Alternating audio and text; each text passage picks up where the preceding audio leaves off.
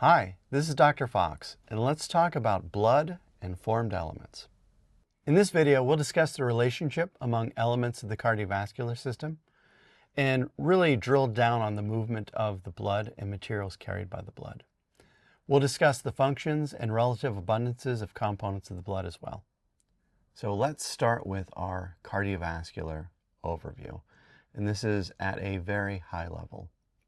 So the cardiovascular system consists of three major constituents: the heart, the blood vessels, and the blood.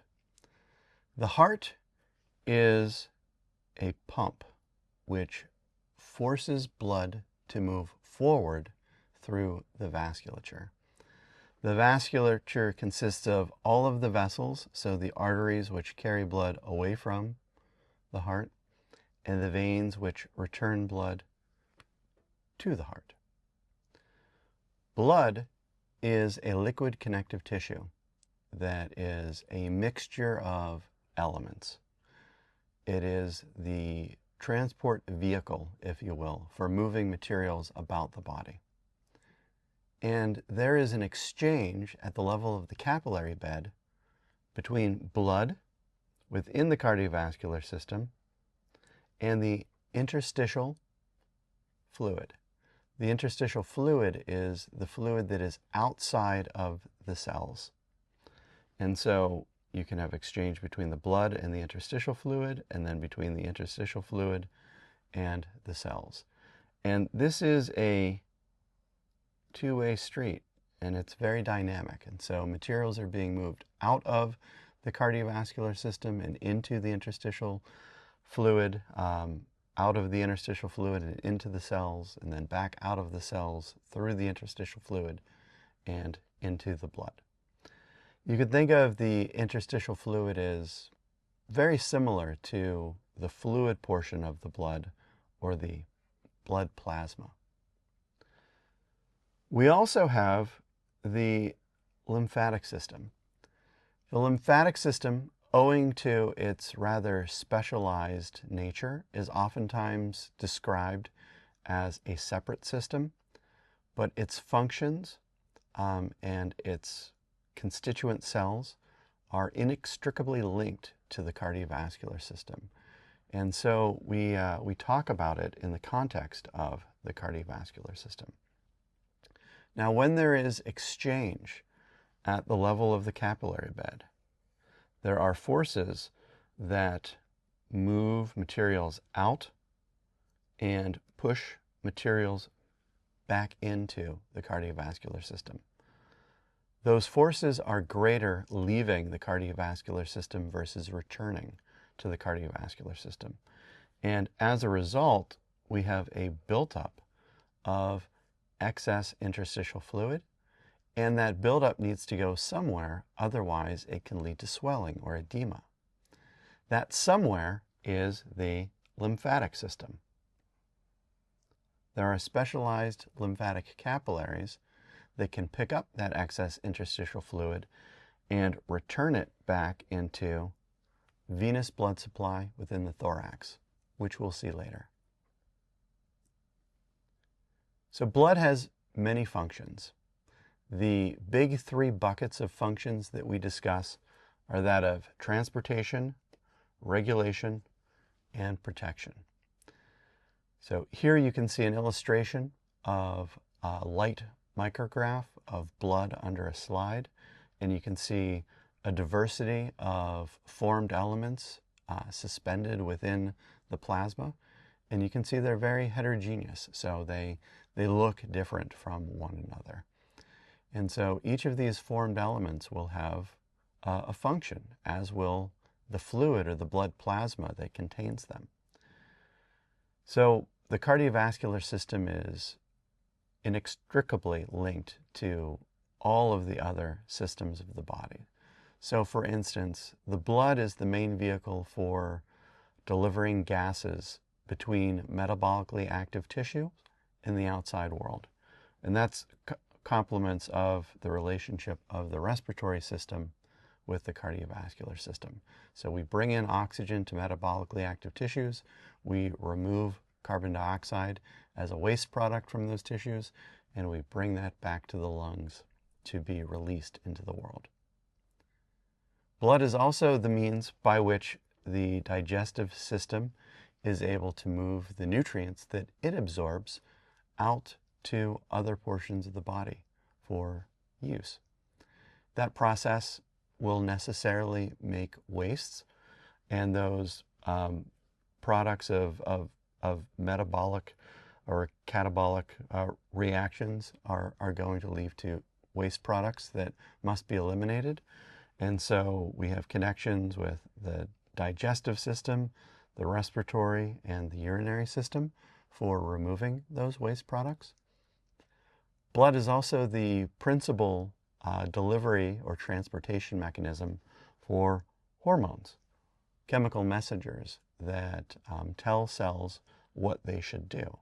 And so if there are a release of hormones from glands, and that is part of the endocrine system, that's one of the means of control that your body has over its various systems and their processes.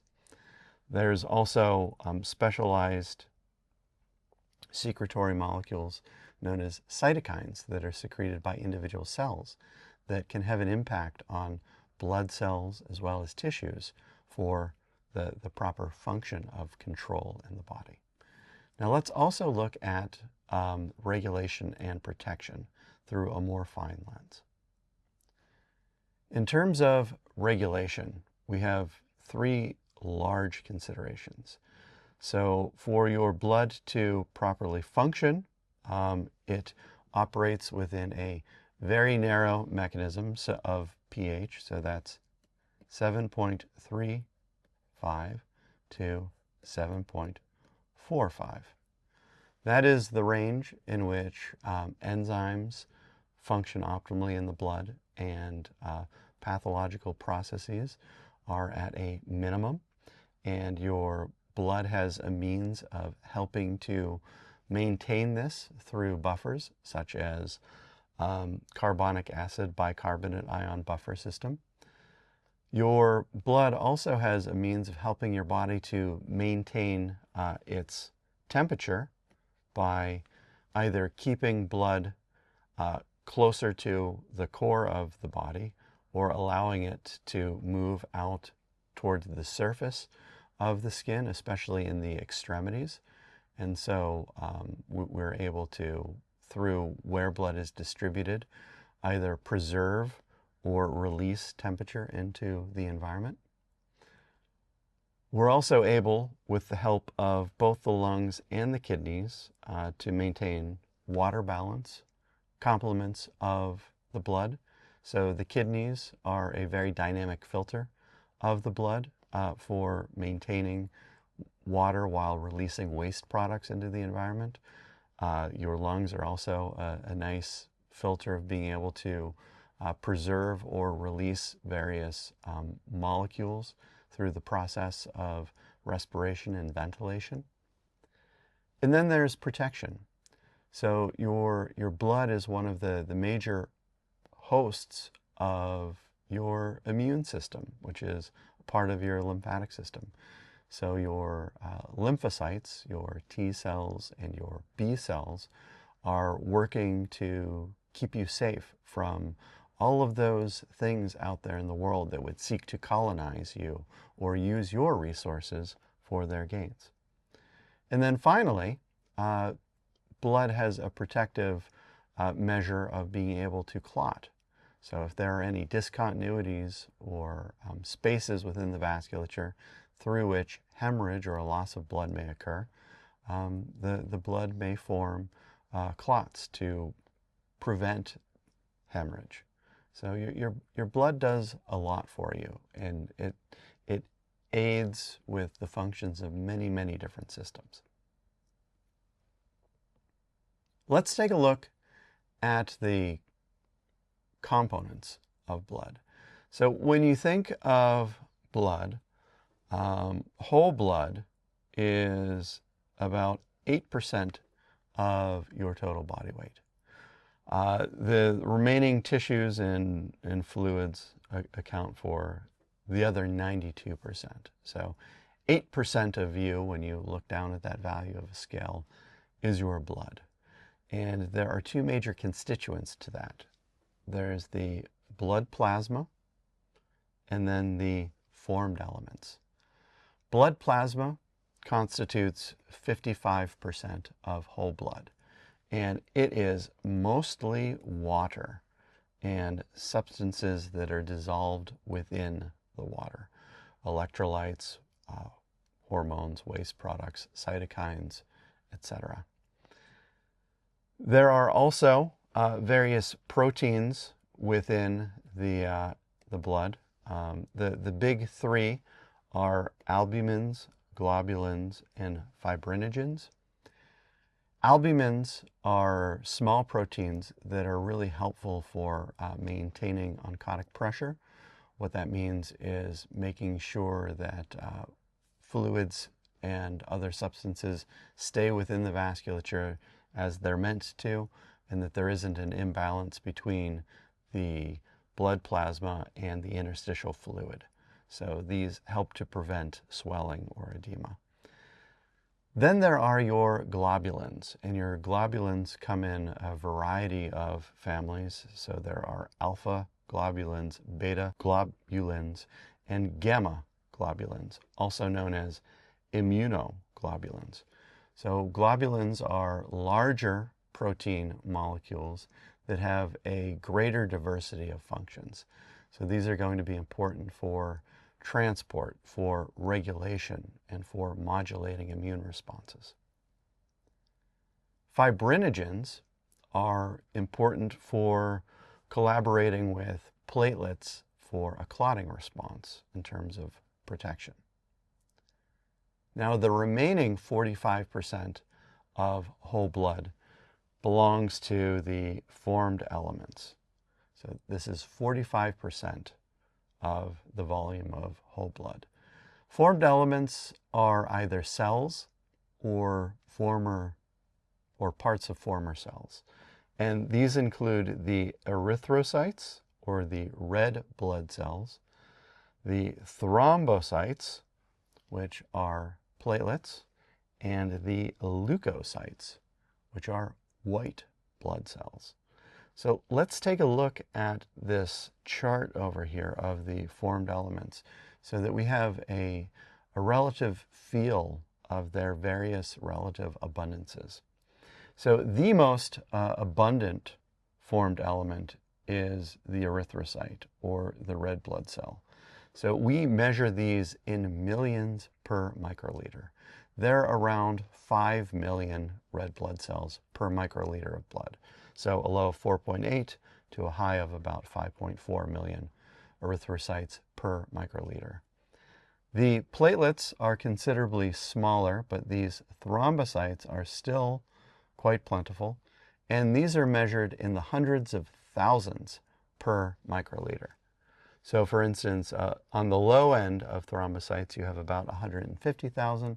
On the high end, about 400,000. Then we have our white blood cells. Our white blood cells, or our leukocytes, are measured in the thousands. So at the low end, about 5,000 per microliter. At the high end, about 10,000 per microliter. The most abundant is that of the neutrophil.